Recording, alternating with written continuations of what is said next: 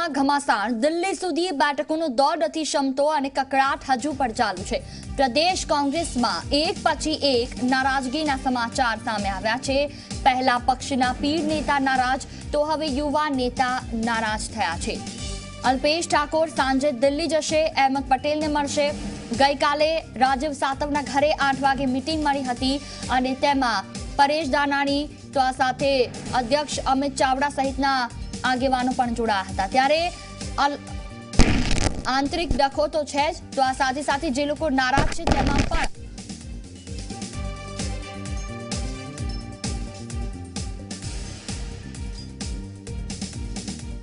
તો પ્રદેશ કોંગ્રેસમાં એક પછી એક નારાજગી સામે આવી રહી છે।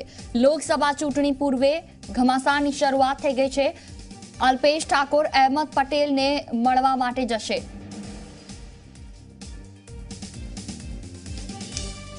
પ્રદેશ કોંગ્રેસમાં એક પછી એક નારાજગીના સમાચાર સામે આવી રહ્યા છે। પક્ષના પીઢ નેતા નારાજ છે, હવે યુવા નેતા નારાજ છે અને તેઓ પણ દિલ્હી જશે, જે સમાચાર મળી રહ્યા છે તે અનુસાર। છેલ્લા એક અઠવાડિયાથી અલગ અલગ પ્રકારના તમામ કોંગ્રેસી નેતાઓના કેટલાક ભાષણોમાં પણ નિવેદનો બહાર આવ્યા છે। ત્યારે કોંગ્રેસમાં એક પછી એક આ ડખા બહાર આવ્યા, કકળાટ હજુ શમ્યો નથી। ત્યારે અલ્પેશ ઠાકોર શું કોંગ્રેસમાં ભંગાણ પાડશે? ત્યારે અલ્પેશ ઠાકોરની નારાજગી સામે આવી છે। કોંગ્રેસ ધારાસભ્ય અલ્પેશ ઠાકોર આજે સાંજે દિલ્હી જવાના છે। કોંગ્રેસના વરિષ્ઠ નેતા અહેમદ પટેલ સાથે તેઓ મુલાકાત કરવાના છે અને રાહુલ ગાંધી સાથે તેઓ મુલાકાત માટે સમય પણ માંગી શકે છે। પોતાની એકતા યાત્રા પહેલા અલ્પેશ ઠાકોર દિલ્હી જશે।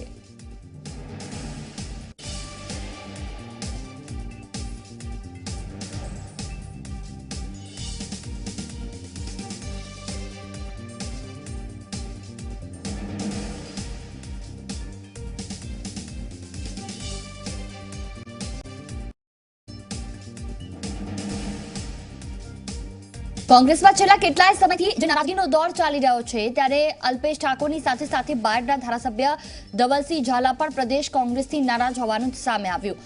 કોંગ્રેસના ધારાસભ્ય ધવલસિંહનું કહેવું છે કે પક્ષમાં ઠાકોર સેનામાં અલ્પેશ ઠાકોરની અવગણના થઈ રહી છે। એટલું જ નહીં પણ કોંગ્રેસના સંગઠનમાં ઠાકોર સેનાના કાર્યકરોની બાદબાકીથી પણ તેઓ નારાજ છે। તેમણે કહ્યું છે કે અલ્પેશ ઠાકોર અમારા નેતા છે, તે જે નિર્ણય લેશે તે મારો નિર્ણય હશે।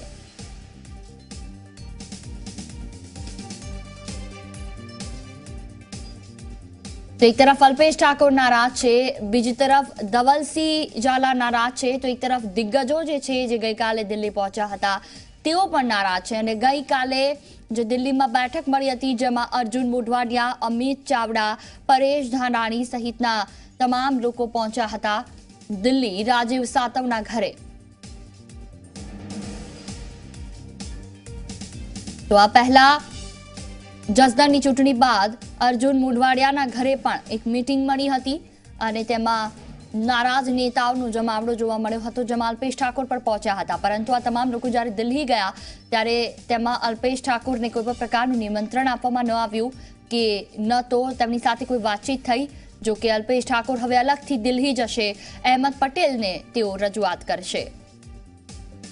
આ વિશે વધુ વાતચીત કરવા માટે ગૌરવ પટેલ અમારી સાથે જોડાયા છે। ગૌરવ, એક તરફ ધવલસિંહ ઝાલા, એક તરફ અલ્પેશ ઠાકોર, એક તરફ દિગ્ગજ નેતાઓ અલગ અલગ જૂથ પડી ગયા છે, બધા જૂથો નારાજ જોવા મળી રહ્યા છે। શું વિગતો?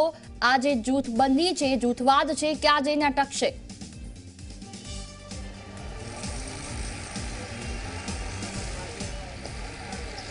જુહી, હું તમને વિધાનસભા વર્ષ 2017ની જે ચૂંટણી હતી તે પહેલાંની થોડી વાત કરવા માગીશ કે જ્યારે ઠાકોર ક્ષત્રિય સેના પોતાની ચરમસીમાએ હતી અને તેઓ એક મજબૂત સંગઠન ઊભું કરી રહ્યા હતા જે વ્યસન મુક્તિ હોય તેના નારા સાથે ઠાકોર સમાજની આખી સેના ઊભી થઈ હતી। પરંતુ ક્યાંક ને ક્યાંક રાજકીય રંગ પકડવા લાગ્યો।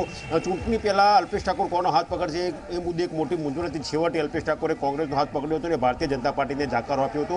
ભારતીય જનતા પાર્ટી સાથે તેમના ટર્મ્સ એન્ડ કન્ડિશન સારા હતા અને તેમને પણ ઓફર કરી હોવાનો દાવો જે તે સમયે અલ્પેશ ઠાકોર કર્યો હતો। અલ્પેશ ઠાકોરે કોંગ્રેસ પ્રવેશ કર્યો અને તેમના કહેવા પ્રમાણે અલ્પેશ ઠાકોરના જે ઠાકોર સેના જે કન્વીનર હતા તેમને ટિકિટ પણ આપવામાં આવી, પરંતુ માત્ર 2 લોકો જીતી શક્યા. એક ધવલસિંહ ઝાલા પછી ઠાકોર બેચાથી જીત્યા છે અને અલ્પેશ ઠાકોર પોતે રાધનપુરની સીટ ઉપર જીત્યા હતા.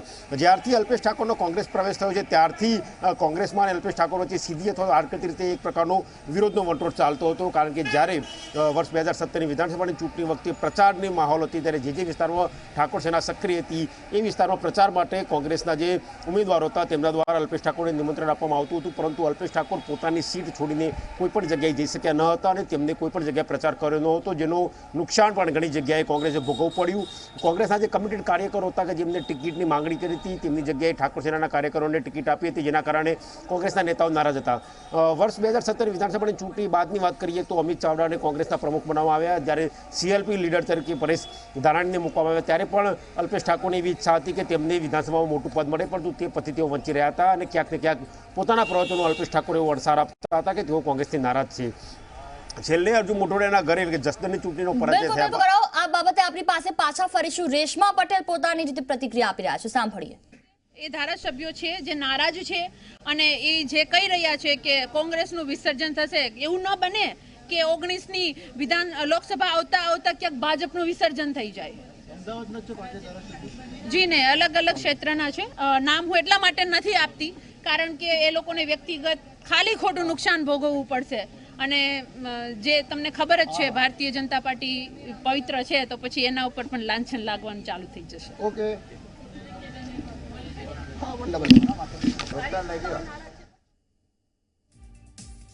તો નારાજ નેતાઓને લઈને રેશમા પટેલે પોતાનું નિવેદન આપ્યું.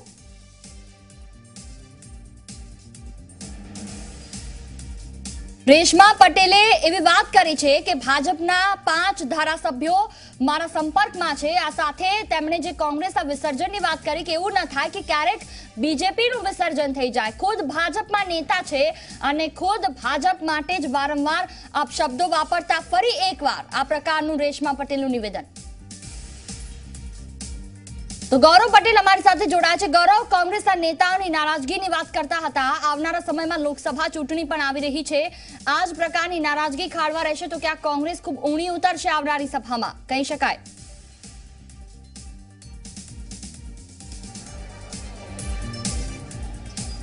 ચોક્કસ કોંગ્રેસ ઊંડી ઉતરશે, કારણ કે જે પ્રમાણે જસદણની વિધાનસભાની ચૂંટણી હતી જેનું શિરોપાર કહેવાય અમિત ચાવડા અને પરેશ ધાનાણી ઉપર બન્યો હતો, પરંતુ બંને યુવા નેતૃત્વ કદાચ આ જસદણની બેઠક જીતવામાં નિષ્ફળ રહ્યું, જેના કારણે જે અસંતોષનો સૂર હતો જે સિનિયર નેતાઓનો એ ખુલીને બહાર આવ્યો ને અર્જુન મોઢવાડિયાના ઘરે એક મિટિંગ મળી જેમાં ઘણા જ સિનિયર નેતાઓ હાજર હતા, પૂર્વ પ્રમુખ હાજર હતા, વિધાનસભાના પૂર્વ વિરોધ પક્ષના નેતા અર્જુન મોઢવાડિયાના ઘરે જ આ બેઠક મળી હતી, જેમાં અલ્પેશ ઠાકોર પોતે પણ હાજર હતા.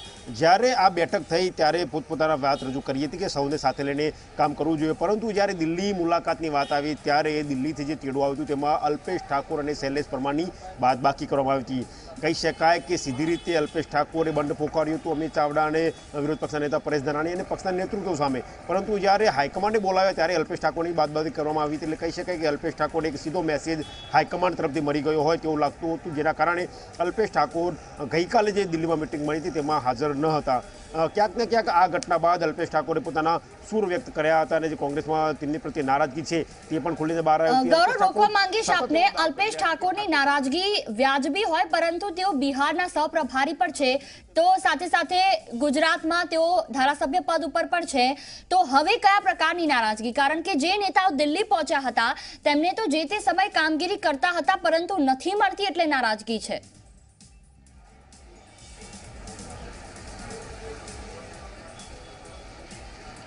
ચોક્કસ હું એ જ કહેવા માગું છું જુહી, કારણ કે અલ્પેશ ઠાકોરનો એવો દાવો છે કે ઠાકોર સેનાના જે કાર્યકરો હતા તેમને સંગઠનમાં સ્થાન આપ્યું નથી, પરંતુ જો સંગઠનનું જે લિસ્ટ છે તેમાં બરાબર ધ્યાનપૂર્વક જોવા તો ઉત્તર ગુજરાત અને મધ્ય ગુજરાતમાં ઘણા ઠાકોર જે પ્રતિનિધિઓ ખરા જેમને કોંગ્રેસના સંગઠનમાં સ્થાન મળ્યું છે. બીજી મહત્વની વાત કે કોંગ્રેસે એટલે AICC બિહારના સહપ્રભારી તરીકે અલ્પેશ ઠાકોરની નિમણૂક કરી છે, પરંતુ હજુ સુધી એક પણ વાર અલ્પેશ ઠાકોર બિહારના સહપ્રભારી તરીકેની જવાબદારી નિભાવવા માટે ગયા નથી. માત્ર પોતાની જવાબદારીમાંથી છટકવા માંગતા એવું સ્પષ્ટ લાગી રહ્યું છે. છે, પોતે નિવેદનો કરે છે કે તેઓ હાઈકમાન્ડથી નારાજ છે, પરંતુ કોઈ પણ પ્રકારનું ડિસિઝન તેઓ લઈ શકતા નથી.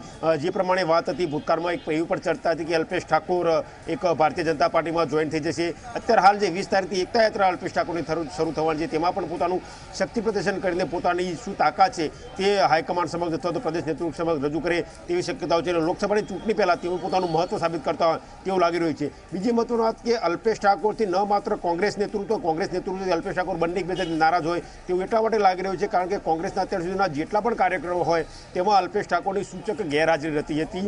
જ્યારે બધા નેતા આવી જાય ત્યારબાદ પોતાનું મહત્વ બતાવવા અલ્પેશ ઠાકોર પાછળથી એ મિટિંગમાં હાજર થતા હતા અને એના પરથી હાઈકમાન્ડે પણ તેમને ઘણી વખત સૂચના આપી હતી કે અલ્પેશ ઠાકોરે બિલકુલ ગૌરવ, આપણી પાસે પાછા ફરીશું. કોંગ્રેસ નેતા જયરાજસિંહ પરમાર અમારી સાથે ફોન લાઈન પર જોડાયા છે. જયરાજસિંહ, જે રીતે વારંવાર નેતાઓની આ નારાજગી બહાર આવે છે, અત્યારે જે સમય લોકસભાની ચૂંટણીની તૈયારીઓ કરવાનો છે, લોકો સુધી પહોંચવાનો છે, ત્યાં નારાજગી કેટલી નડી શકે કોંગ્રેસને?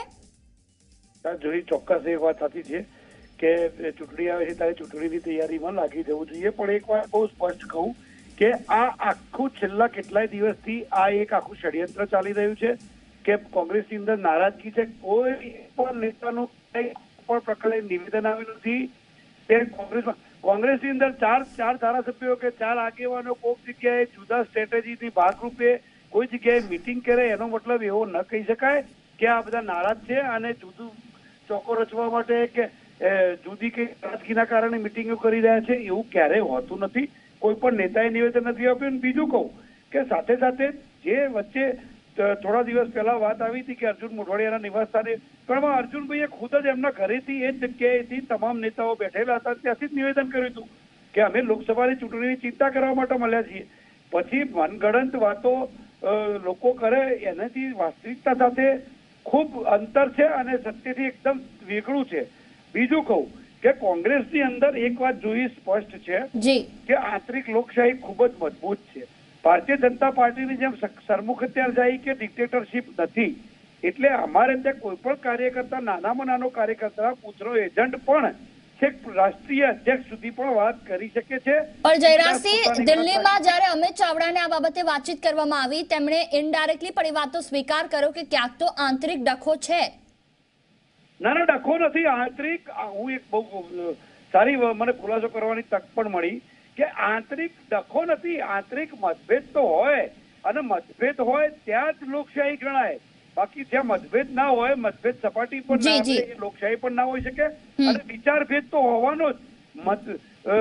દરેક જગ્યાએ જે વ્યક્તિ જન્મ લે છે એના વિચાર ભેદ તો દરેક વ્યક્તિ. બિલકુલ, એટલે કહી શકાય આપના મત પ્રમાણે કે આંતરિક ડખો નથી પણ આંતરિક મતભેદ છે. હવે આ બંને વચ્ચેનો ભેદ ઉકેલવો અત્યારે પોસિબલ નથી. આપનો ખૂબ ખૂબ આભાર. ધવલસિંહ ઝાલા અમારી સાથે ફોન લાઈન પર છે, જેઓ ખુદ નારાજ છે, તેમની સાથે જ વાત કરી. ધવલસિંહ, સમાચાર આવ્યા કે અલ્પેશ ઠાકોર અને આપ બંને કોંગ્રેસ પાર્ટીથી નારાજ છો. બેન, પહેલા બી આપને બીજા મીડિયામાં પણ કીધું છે કે કોંગ્રેસ પક્ષથી નારાજ નથી, કોઈ વ્યક્તિથી અમે નારાજગી 100% હોઈ શકે છે, પણ પાર્ટીથી ક્યારેય નારાજ નથી. વાત માત્ર એટલી છે કે ગુજરાત ક્ષત્રિય ઠાકોર સેનાના જેટલા પણ કાર્યકર્તાઓ અમે જોડાયેલા છીએ પાર્ટી સાથે, અમારા માટે પહેલા સમાજ છે. સમાજથી વિશેષ કશું નથી. પરંતુ ક્યાંક કોક કોંગ્રેસના ઉચ્ચ કાર્યકર્તાઓ જયારે ઠાકોર સેનાને બદનામ કરવાનું કામ કરતા હોય, ઠાકોર સેનાના કાર્યકર્તાઓને વારંવાર અપમાનિત કરતા હોય, આજે તેનાથી અમે ઉજ્જવળ છીએ. અને ક્યાંક ને ક્યાંક આજે સેનાનો એટલો ભાગ રહ્યો છે કે સેનાએ આજે 100% કોંગ્રેસને મદદ કરી છે અને સેનાના કારણે ઘણા ઉમેદવારો જીત્યા છે ને એવું ઉમેદવારો ધારાસભ્યોએ પણ કીધું છે. એવું શું થઈ ગયું ધવલસિંહ, એવું શું થઈ ગયું કે આપને એવું લાગે છે કે એ તમામ લોકોને અવોઇડ કરવામાં આવી રહ્યા છે, ઠાકોર સેનાના તમામ લોકોને કે તમારા સમાજને? ક્યાંક ને ક્યાંક મેડમ, મેં આપને પહેલા પણ કીધું છે કે કોઈ એક વ્યક્તિથી આ વસ્તુ થઈ રહી છે, કોંગ્રેસ પક્ષથી આ નથી થઈ રહ્યું. મારી વાત હજુ બી સાથે જયરાજસિંહે જે વાત કીધું એ વાતથી હું સંમત છું. કારણ કે અહીંયા લોકશાહી છે. લોકશાહી કોંગ્રેસની અંદર દરેકને બોલવાનો, નાનામાં નાના કાર્યકર્તાઓને બોલવાનો મોકો છે ને એને પોતાનું દુઃખ હોય વ્યક્ત કરવાની વાત આવતી હોય છે. નહીં કે કોઈ પ્રકારની મીટિંગ થાય એટલે એનો મતલબ એવો નથી. તો આપને કઈ વાતનું દુઃખ છે ને આપ પાર્ટી પાસે શું અપેક્ષા રાખો છો? મારા સમાજના જેટલા પણ કાર્યકર્તાઓ ગુજરાત ક્ષત્રિય ઠાકોર સેનાના હોય અને જે પ્રમાણે એને મહત્વ મળવું જોઈએ, આજે પાર્ટીથી વાત એ છે કે ભાઈ એને જે મહત્વ મળવું જોઈએ, આજે વિધાનસભા પણ કાર્યકર્તાઓ છે એ કોંગ્રેસના જેટલા કાર્યકર્તાઓ છે એ કાર્યકર્તાઓને ક્યાંક ને ક્યાંક તો તમે સમજો કે પ્રદેશનું માળખું ડિક્લેર કરવામાં આવ્યું, બરાબર છે, તો આખી વિધાનસભાની અંદરથી એક પણ પ્રદેશના માળખામાં હોદ્દો આપવામાં નથી આવ્યો. હું એમ નથી કહેતો કે આ વ્યક્તિને તમે મૂકો, પણ કોંગ્રેસનો વફાદાર વ્યક્તિ એટલે વાત અહીંયા હોદ્દાની છે. તમે ન્યાય નથી આપતા. અને બિલકુલ. હેલો, અમારા રિપોર્ટર ગૌરવ પટેલ પણ આપને પૂછવા માંગે છે. ગૌરવ,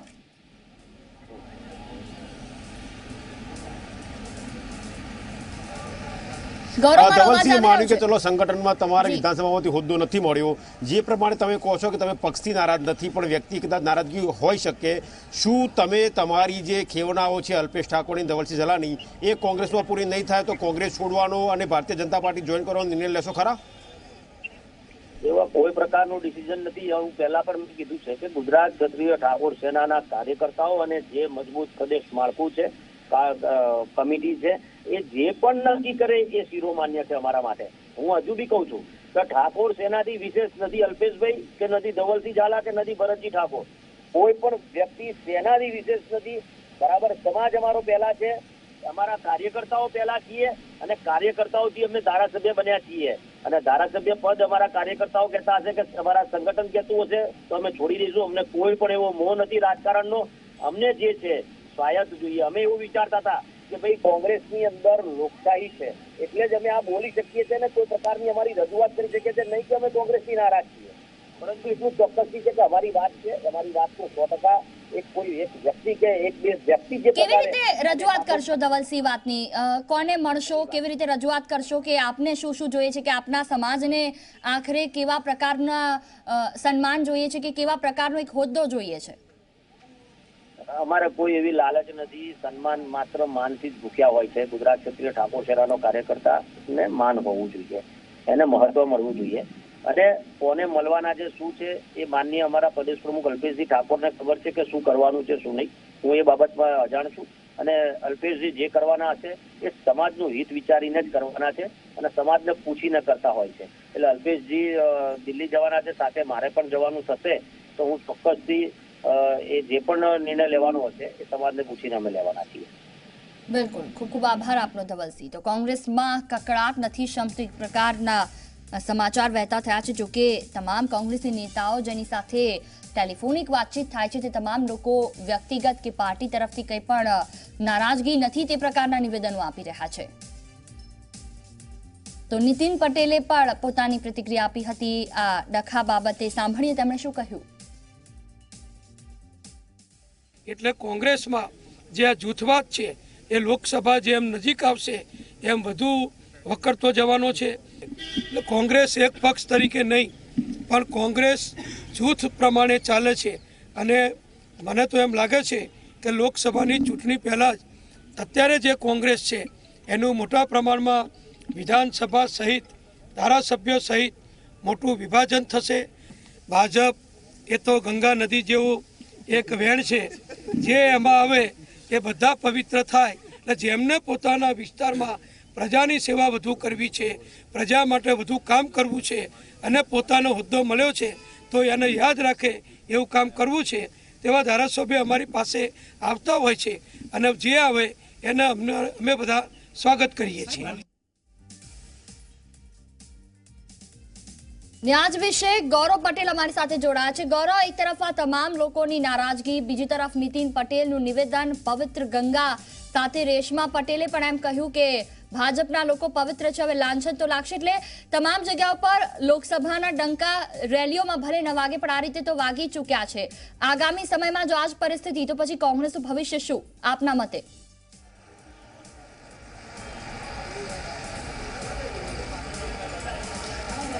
જે ચોક્કસ જોઈએ આપણે વર્ષ 2014ની લોકસભાની ચૂંટણી પહેલાંનો સમયગાળો યાદ કરીશું, જ્યારે ભારતીય જનતા પાર્ટીના 10થી વધારે ધારાસભ્યોને કોંગ્રેસ પાર્ટીએ તોડ્યા હતા. જેઓ ધારાસભ્ય પદે ચાલુ હતા તેમની પાસે રાજીનામું અપાવ્યું હતું અને તેમાંથી ઘણા લોકોને લોકસભાની ટિકિટ આપી હતી. જેમ કે પ્રભુ વસાવા હતા, તેમને લોકસભાની ટિકિટ આપી હતી. કદાચ એ જ વસ્તુનું પુનરાવર્તન જો વર્ષ 2019ની લોકસભાની ચૂંટણીમાં થાય તો જરાય નવાય નહીં, કારણ કે જે રીતે 26-0થી 2014ની લોકસભામાં ભારતીય જનતા પાર્ટીનો વિજય થયો તો બરાબર એનો એ આંકડો આ વખતે ભારતીય જનતા પાર્ટીએ જાળવવો ખૂબ જ જરૂર છે, જેના ભાગરૂપે તમે જોયું છે કે કુંવરજી બાવળિયાનો ભાજપમાં પ્રવેશ થયો, તેમને કેબિનેટ મંત્રી બનાવ્યા, જસદણની સીટ ઉપરથી જીત્યા. હવે કુંવરજી બાવળિયાનો મહત્તમ ઉપયોગ જે પણ કોળી મતો છે તેમને કઈ રીતે અંકે કરવા તેનો લોકસભાની ચૂંટણી વખતે થશે. અને જ્યારે લોકસભાની જે સીટો છે જે જીતી શકાય એવી નથી ભારતીય જનતા પાર્ટી માટે, કારણ કે જે રીતે વિધાનસભાની ચૂંટણીના પરિણામ આવ્યા એ પ્રમાણે 9થી વધારે બેઠકો ઉપર કોંગ્રેસની બહુમતી જવા દીધી. હવે જ્યારે 9થી વધારે બેઠકો કોંગ્રેસમાં જતી હોય તો તે કઈ રીતે અટકાવી અને કઈ રીતે ભારતીય જનતા પાર્ટીને 26 સીટો અપાવી તે મુખ્ય રણનીતિ ભાજપની હોય ને તેના ભાગરૂપે જો કોંગ્રેસમાંથી આવતા નેતાઓને ભાજપમાં આવવામાં આવે તો કોઈ ખોટું નથી.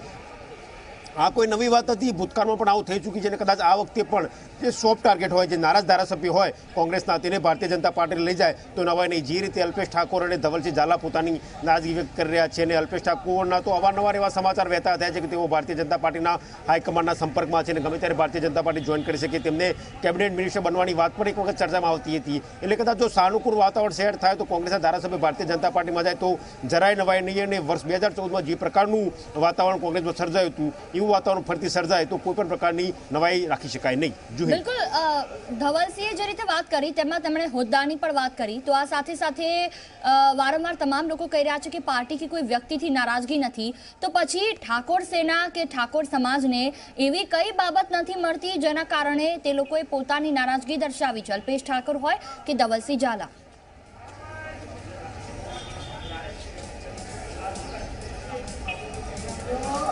જોઈએ રાજકારણમાં વાત કરીએ તો કોઈ પણ વ્યક્તિ હોય તેની મહેચ્છાઓ નાની મોટી રહેલી હોય છે અને જ્યાં સુધી ઠાકોર સેનાની વાત છે ત્યાં સુધી જે પ્રમાણે ધવલસિંહ ઝાલા અને અલ્પેશ ઠાકોર દાવો કરી રહ્યા છે કે તેમના જે ઠાકોર સેનાના કાર્યકરો કર્યા તેમને સંગઠનમાં સ્થાન મળ્યું નથી. પરંતુ જો બરાબર ધ્યાનથી જોવામાં આવે તો વિધાનસભાની ચૂંટણીના થોડા સમય પહેલાં જ અલ્પેશ ઠાકોર ક્ષત્રિય ઠાકોર સેના તરીકે કોંગ્રેસમાં ભર્યા હતા અને તેમના લગભગ 6 થી વધારે લોકોને ધારાસભ્ય પદની ટિકિટ આપવા માટે આવી હતી, વિધાનસભાની કોંગ્રેસ પદની ટિકિટ આપવામાં આવી હતી. ન માત્ર 6 થી વધારે પરંતુ જે વ્યક્તિઓ અલ્પેશે પસંદ કર્યા તે વ્યક્તિઓને ટિકિટ આપી હતી. એટલે સંગઠનમાં જે તે સમયે પણ અલ્પેશ ઠાકોરનું ઉપજતું હતું અને અલ્પેશ ઠાકોરના કહેવા પ્રમાણે ટિકિટ આપવામાં આવતી હતી.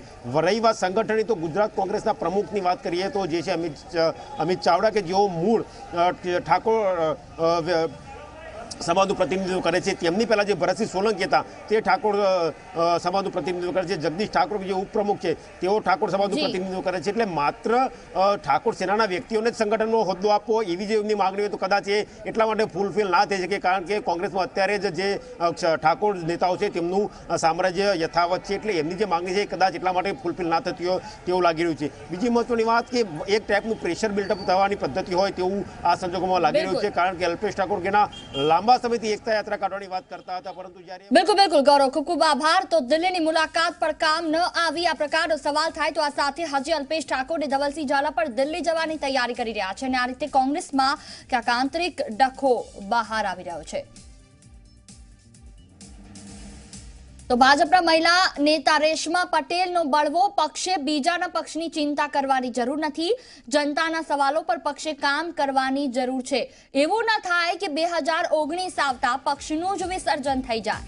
પક્ષના કેટલાક ધારાસભ્યો મારા સંપર્કમાં છે, આ પ્રકારની વાત પણ કરી છે.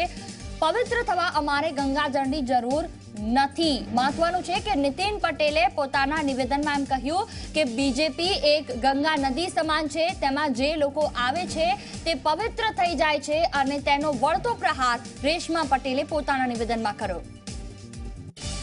પક્ષ માટે રાજનીતિ કરી રહ્યા છો કે લોકો માટે? તમને માત્ર પક્ષની જ ચિંતા છે કે ભારતીય જનતા પાર્ટીમાં આવશે એ પવિત્ર થશે? ભાઈ, અમારે પવિત્ર થવા માટે નથી આવવું, લોકોના કામ અને જનતાના કામ કરવા માટે આવવું છે.